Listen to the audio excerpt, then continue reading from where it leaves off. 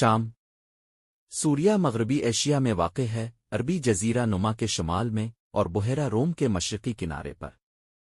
اس کے شمال میں ترکی مغرب اور جنوب مغرب میں لبنان اور اسرائیل، مشرق میں عراق اور جنوب میں اردن واقع ہے۔ اس میں مغربی پہاڑی سلسلے اور اندرونی ڈھلوانی علاقے شامل ہیں۔ مشرق میں شامی صحرا ہے، جبکہ جنوب میں جبل الدروز کا پہاڑی سلسلہ پایا جاتا ہے۔ شامی صحرا کو فرات کی وادی کاٹتی ہے۔ 1973 میں فرات پر تعمیر کیے گئے ایک ڈیم کی وجہ سے ایک جھیل بنی جسے جھیل اسد کہا جاتا ہے، اور یہ شام کی سب سے بڑی جھیل ہے۔ شام کا سب سے اونچا مقام جبل الشیخ مونٹ ہرمن ہے، جو لبنانی سرحد پر واقع ہے، اور اس کی بلندی 2814 میٹر 9232 فٹ ہے۔ مرطوب بحیرہ روم کے ساحل اور خشک صحرائی علاقوں کے درمیان ایک نیم خشک ڈھلوانی علاقہ پایا جاتا ہے، جو ملک کے 3/4 حصے پر پھیلا ہوا ہے، اور یہاں گرم خشک ہوائیں صحرائی علاقوں سے آتی ہیں۔